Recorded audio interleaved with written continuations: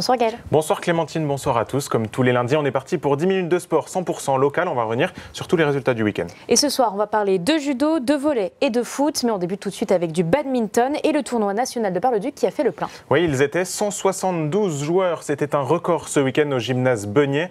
La 18e édition du tournoi du Badminton Club de Bar a été une réussite avec pas moins de 60 clubs représentés, surtout du Grand Est, mais aussi d'Île-de-France. Une belle fierté pour le club barisien qui compte 120 licenciés, dont 25 étaient en lice ce week-end. Je vous propose d'écouter le président. 170 joueurs, c'est du jamais vu. C'est la première fois au sein du club qu'on connaît autant de réussite. C'est gratifiant parce qu'on permet à nos joueurs de badminton de faire connaître énormément de diversité parce qu'on a 60 clubs qui sont là, qui sont sur place et 60 clubs, donc c'est des gens qu'on n'a pas l'habitude de jouer. Donc on découvre des styles de jeu différents. Donc ça, c'est très riche pour tout le monde, quoi.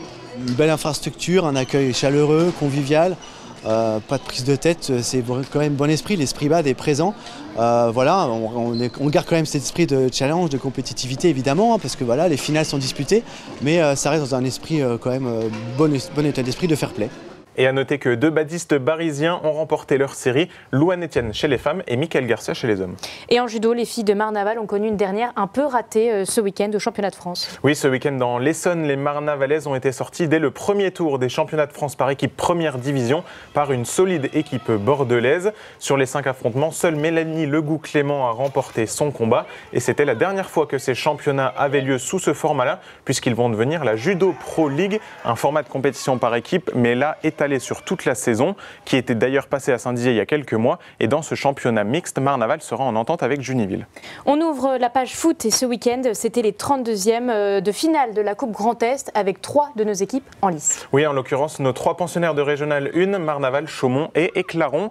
Les Éclaronnais recevaient Villers-lès-Nancy, les leaders de Régional 2, avec pas moins de 12 absents et sur un terrain à la limite du praticable. Vous le voyez, les chances éclaronnaises se sont vite dissipées, déjà 2-0 à la mi-temps, puis 5 à la fin du match. C'était plutôt un match test où Éclaron avait déjà la tête au championnat. On écoute l'entraîneur au Marnais. Franchement, c'était même pas un objectif. On avait notre équipe réserve aussi qui jouait aujourd'hui. On a laissé pas mal d'éléments avec eux. On avait 12 joueurs absents quand même sur cette semaine, hein, des joueurs qui étaient en vacances, des joueurs qui étaient suspendus, d'autres blessés. Ça permet de faire souffler et de purger. Donc elle est quand même bénéfique cette coupe-là, hein. Ce match il va nous servir beaucoup pour la semaine prochaine et on espère justement faire le meilleur des résultats sur cette pelouse et prendre les 3 points. Au moins on a pu travailler quand même un petit peu, on garde le rythme aussi, l'enchaînement des matchs ça va faire du bien et voilà, après c'est que des guerriers pour la suite, quoi. C'est la mission principale pour sauver le club. Et dans le même temps, le Chaumont FC est allé battre Saint-Mézières grâce à un but de Jessie Robert dans le temps additionnel. Marnaval, avec là aussi une équipe largement remaniée, a étrillé les Aubois de Romilly, 5-1. Le tirage des 16e de finale, il aura lieu le 26 février et les matchs, ce sera le week-end du 8 et 9 mars. Football toujours, avec une belle histoire, celle des moins de 14 ans de Bar-le-Duc qui devrait participer à un gros tournoi international à Paris et il se déroule en avril. Oui, il s'appelle l'Yveline Cup, il accueille des équipes françaises et européennes. C'est un tournoi de foot de haut niveau qui aura lieu à Pâques les 19 et 20 avril prochains en Ile-de-France donc. Et les jeunes footballeurs U14 du BFC vont tenter d'y participer pour la première fois de l'histoire du club. C'est un projet un peu fou lancé par les entraîneurs de l'équipe pour offrir à ces jeunes une aventure sportive et collective aussi qui sort de l'ordinaire. On écoute l'un des coachs et les jeunes qui ont déjà des étoiles plein les yeux.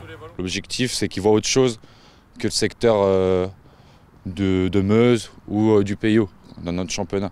Alors voilà, on va certainement pas être dans les premiers. L'objectif, c'est quand même de prendre du plaisir et d'affronter des équipes qui sont au-dessus de nous, et justement pour qu'on progresse aussi. Moi, je trouve qu'ils vont être soudés, ils vont resserrer des liens d'amitié. Peut-être que forcément, avec quelqu'un que tu parles pas trop dans la catégorie, mais que tu vois tous les entraînements et que là, tu es avec lui pendant un week-end, tu le découvres aussi. Ils n'ont jamais fait ça de leur vie. Et le but, c'est que pourquoi pas dans 10 ou 15 ans, ils disent merci Romain et Jolane de nous avoir trouvé ça. C'est un rêve d'enfant, c'est quelque chose qu'on ne fera pas 2 fois de notre vie. Pas beaucoup de monde ont la chance d'y aller et qu'on est on a de la chance quand même d'être dans un club comme ça. L'équipe parisienne, ça nous intrigue, en mode on veut savoir c'est quoi le niveau là-bas. On n'a jamais joué contre eux, donc on a envie. Il y aura beaucoup d'équipes, des grosses équipes, des recruteurs aussi. Ça tente une chance, hein, c'est une chance. Il n'y a que ça qu'une fois dans la vie. Hein. Ça va nous créer des souvenirs quoi, entre l'équipe. Et si on parle encore au conditionnel de ce tournoi, c'est parce qu'un tel projet, ça coûte beaucoup de sous. Le club a ouvert une cagnotte participative qui s'élève pour l'instant à 300 € sur les 700 espérés. On passe au volley avec le CVB 52 qui a trébuché ce week-end en déplacement à Toulouse. Oui, la belle série de victoires en championnat a pris fin vendredi soir en Occitanie pour les Hauts-Marnais. Dans un match serré, les Chaumontais ont finalement craqué tout à la fin au tie-break pour s'incliner 15-13. Les Chaumontais laissent donc la place de leader aux Montpelliérains, leur prochain adversaire vendredi soir à Palestra. Et plus tôt dans la semaine, les Chaumontais jouaient leur quart de finale de la Coupe d'Europe. Oui, exactement, mais face aux Italiens de Trentino, une des meilleures équipes au monde, le CVB n'a pas pu faire mieux que résister pendant 2 sets avant là aussi de craquer. Je vous propose de revoir le résumé du match. Les regards dans le vide et les mines basses. Battu logiquement 3-7-1 à domicile, Chaumont voit ses rêves de qualification s'envoler. Face aux géants italiens de Trent, le CVB aura tenu 2 sets avant de craquer. Je pense qu'on a eu nos chances. Évidemment, c'est une très grosse équipe en face, et quand tu joues ce genre d'équipe, tu es obligé de produire un volley encore plus parfait que ce que nous avons fait ce soir. Dans sa tunique bleu foncé, c'est tout simplement une montagne italienne qui se dresse sur la route de Chaumont ce mardi soir à Palestra. Les champions d'Europe en titre de Trent, un des meilleurs clubs du monde depuis une dizaine d'années, comme opposition pour ses quarts de finale, le CVB n'aurait pas pu espérer plus relevé. Qu'importe, les Hauts-Marnais sont chez eux et ne comptent pas faire de la figuration. L'entame de match est d'ailleurs rouge et noir. Solide en défense et déterminé en attaque, les joueurs de Silvano Prandi regardent Trentino dans les yeux avant de se détacher en fin de set.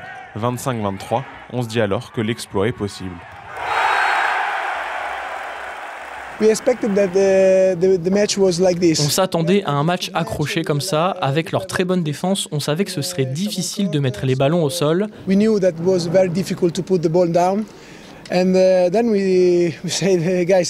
Après le premier set, on s'est dit, les gars, restez concentrés, c'est le match qu'on attendait. On est restés soudés et on a trouvé comment améliorer nos attaques et nos services. Mais face à des écuries comme celle de Trent, le souci c'est de garder un tel niveau pendant tout un match. Le second set ressemble au premier, les deux équipes livrent un volley physique et puissant. Mais cette fois, ce sont les Italiens qui finissent le plus fort. 25-21, un set partout, balle au centre. On a commencé à faire plus de fautes de service, des balles après défense pas très bien négociées avec des passes pas précises. Et du coup, ça leur a permis, eux, de développer leur jeu. Et là, pour le coup, on a senti le niveau qu'ils avaient. C'est à partir du 3e set que les choses se compliquent pour les Hauts-Marnais. La machine Trentino a fini ses réglages et commence à imprimer son rythme. Sans lâcher l'affaire, les Chaumontais voient progressivement l'exploit se transformer en défaite. Le roseau rouge et noir se plie et seront définitivement 25-17 puis 25-19. David a bel et bien fini par dominer Goliath.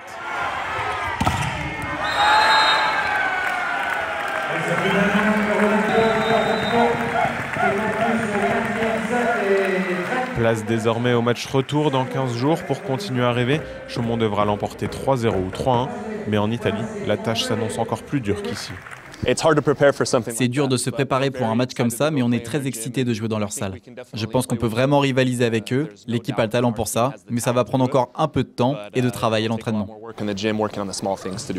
Exploit magistral ou élimination logique? Réponse le 26 février.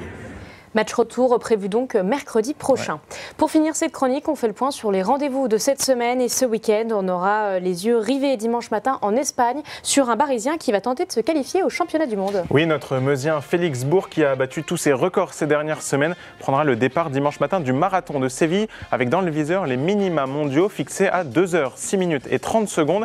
Il devra donc abaisser son record actuel de 15 secondes. D'autant que la concurrence française est toujours aussi rude sur la distance. Donc toutes les secondes grappillées le rapprocheront des mondiaux qui sont prévus au Japon en septembre prochain. Rendez-vous donc lundi pour revivre sa course. Tu nous feras bien sûr un point, Gaël.